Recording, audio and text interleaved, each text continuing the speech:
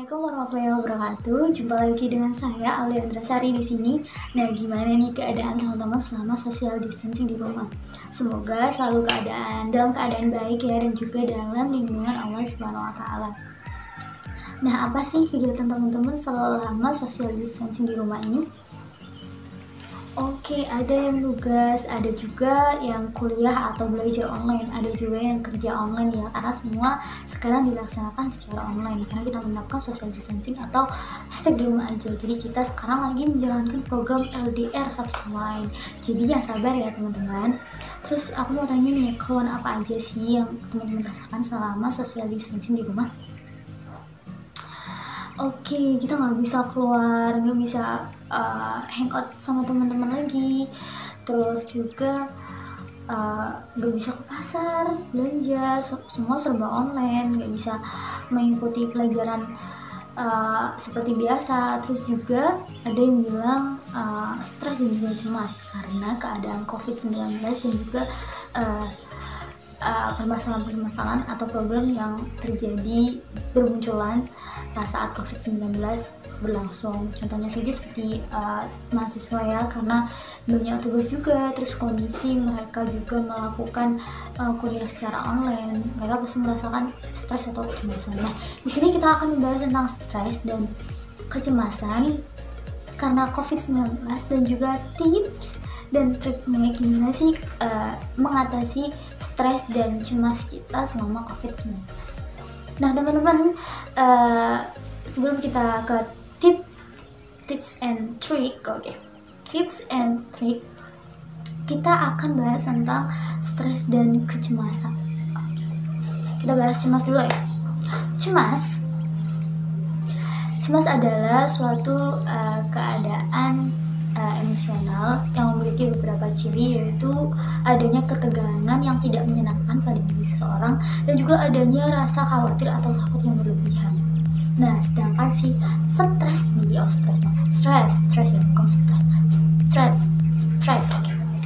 sendiri merupakan keadaan reaksional atau reaksi seseorang terhadap suatu ancaman atau perubahan yang terjadi pada keadaan atau orang tersebut ya, karena keduanya ini memiliki hubungan ya teman-teman. Jadi dari rasa cemas dan juga stres sendiri, yang pertama pasti seorang akan mengalami kecemasan karena adanya suatu perubahan yang terjadi pada dirinya atau lingkungannya. Kemudian dari kecemasan tersebut akan berkembang menjadi stres lama-kelamaan karena mereka tidak memiliki cara atau solusi dalam mengalami kecemasan yang mereka rasakan.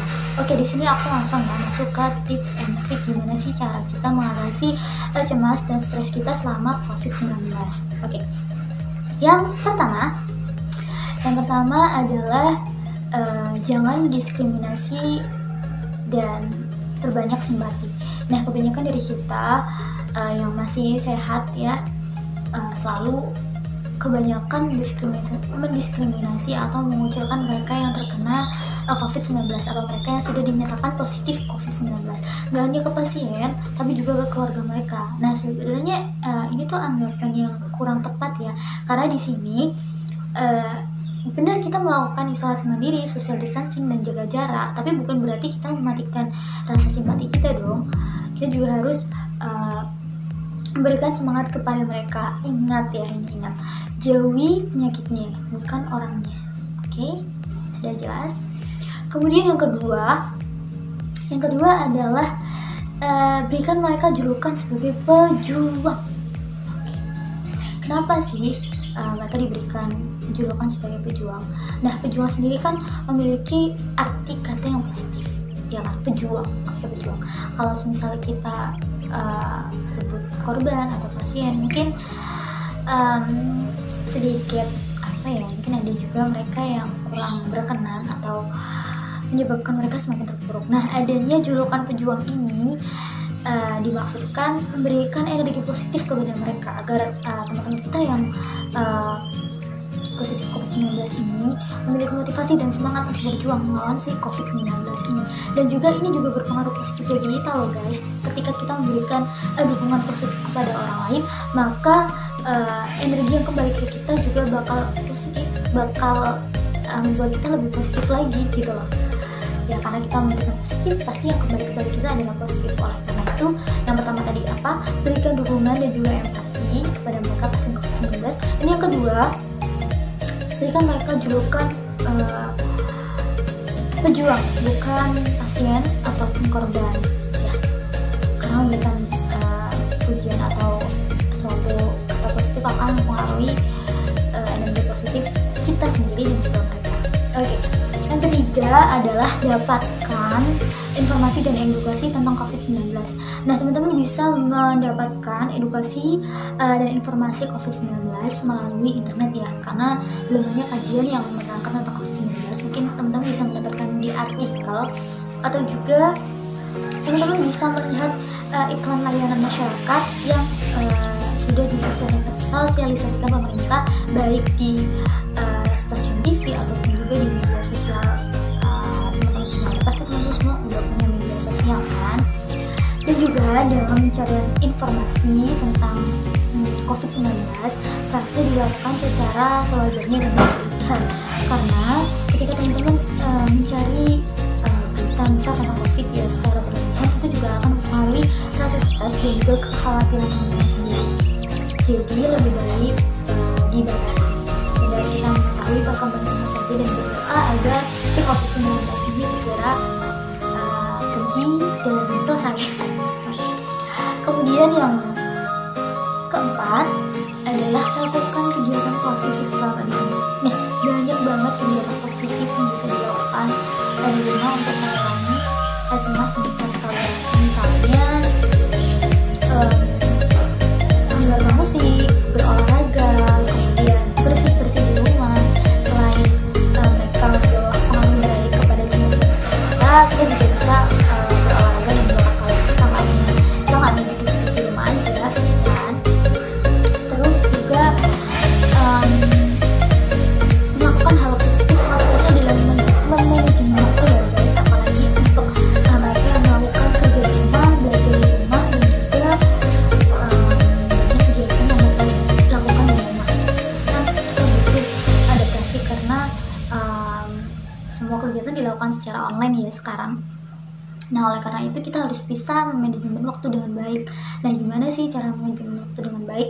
Yang pertama, kalian harus bikin list kegiatan apa aja yang mau kalian lakukan selama satu hari di rumah. Kalian pasti kan punya tugas, kalian punya kerjaan-kerjaan yang akan kalian kerjakan dan harus kalian kerjakan pastinya ya. Nah, ketika kalian bosan, nah ini kan pasti suntuk banget ya. Ketika kalian bosan, coba rehat sebentar. Ya, rehat sebentar, kasih waktu diri kalian untuk istirahat, kemudian lakukan kembali tugas atau kerjaan yang harus kalian selesaikan tersebut. Jadi tidak harus kita memforsir selalu nugas, selalu kerja, tapi kita juga memberikan diri kita waktu untuk istirahat. Jadi kerja, istirahat, kemudian melakukan kegiatan lain, bisa sholat atau makan, atau yang sedang berpuasa ya puasa, atau mungkin mendengarkan musik sebentar agar merefresh pikiran kita kembali mood lagi gitu ya. Jadi nggak perlu diforsir. Terus untuk tips, kita lanjut ke tipsnya, itu tadi yang melakukan hal yang positif. Kemudian yang tips and trick yang kelima adalah lebih waspada dan menerapkan pola hidup sehat. Karena kita di rumah pasti kan teman-teman ada yang mungkin rebahan atau nugas terlalu larut malam. Nah, sebenarnya teman-teman juga menjaga kesehatan teman-teman dengan menjaga pola makan dan juga pola tidur teman-teman. Juga yang tadi sudah disampaikan yaitu olahraga ya teman-teman, agar lemak kita nggak menumpuk nanti kalau misal kita udah kembali aktivitas seperti biasa, karena kan kita di rumah terus ya. Terus nih yang keenam adalah jaga komunikasi antara sesama. Nah, walaupun kita dalam keadaan isolasi mandiri atau social distancing, kita juga harus melaksanakan atau melakukan interaksi sosial dengan komunikasi melalui media sosial atau chat, karena kan kita semua punya media sosial ya. Karena dengan melakukan komunikasi ini juga akan menurunkan tingkat kestresan dan kecemasan kita. Nah, kita bisa memberikan semangat atau dukungan satu sama lain selama pandemi COVID berlangsung. Nah, selanjutnya yang beberapa tadi yang merupakan. Oke, yang selanjutnya ini yaitu taruh kepercayaan kepada pemerintah dan petugas medis. Nah, kenapa sih harus menaruh kepercayaan kepada pemerintah dan petugas medis? Karena dengan adanya trust ini akan membuat kita semakin merasakan energi positif, karena kita juga melaksanakan upaya untuk memotong tali persebaran seperti 19 ini. Karena dengan misal kita percaya dengan pemerintah, kita akan melaksanakan aturan atau aturan yang dianjurkan oleh pemerintah, misal melakukan sosialisasi, melakukan isolasi mandiri di rumah, berpergian mencuci tangan, atau mungkin kemana-mana kita membawa hand sanitizer dan lain sebagainya. Oke. Dan yang terakhir, ini merupakan juga hal yang menurut saya dan kalian semua pasti penting, yaitu dengan berdoa. Itu adalah kepercayaan kalian masing-masing ya, karena nggak hanya usaha saja, kita juga harus mengimbangnya dengan doa. Oke. Nah, ini ada satu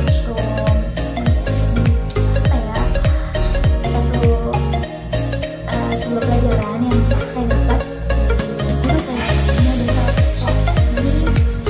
sholawat tibil qulub atau sholawat sirri, yaitu sholawat tibil, karena sholawat ini mampu adalah itu sebagai penyembuh hati dan penyakit batin. Nah, di sini disebutkan secara kaifiah membaca sholawat tibil qulub khususnya dan umumnya cenderung berbeda-beda sesuai dengan ijazah dari kiai atau ulama yang mengijazahkan. Bacaan sholat ini dibaca dalam bilangan tertentu. Salah satunya kaifiah khusus dalam baca sholawat tibil qulub ini seperti yang dijelaskan dalam kitab Sa'adah Ad-Daraini fi as-sholat ala Sayyid al-Kaunain. Nah, berikutnya. Sholat ini merupakan lafaz sholawat penyembuh lahir dan batin.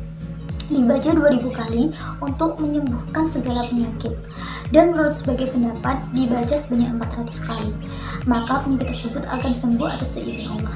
Syekh Yusuf bin Ismail Sa'adah Ad-Daraini fi as-sholat ala Sayyid al-Kaunain, cetakan Darul Kutub Al-Ilmiyah halaman 226.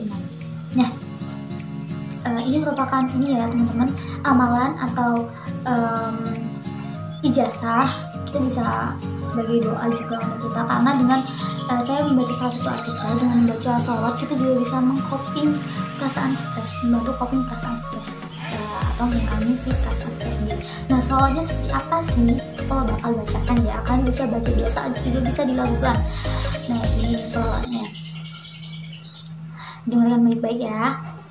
Allahumma sholli ala sayyidina Muhammadin tibbil qulubi wa dawaiha wa afiyati abdani wa shifaya wa nuril absari wa diyaiha wa ala alihi wa sahbihi wa sallim. Nah, jadi aku bakal taruh sholawatnya di sini, atau mungkin teman-teman bisa cari di email juga banyak bacaan tentang sholawat tibil qulub dan keutamaannya. Nah, mungkin itu saja yang dapat saya sampaikan. Semoga yang saya sampaikan ini bermanfaat bagi teman-teman. Stay safe, stay at home, and stay with me. Semoga dalam lindungan Allah selalu. Cukup sekian yang dapat saya sampaikan. Kurang lebih saya mohon maaf. Wassalamualaikum warahmatullahi wabarakatuh.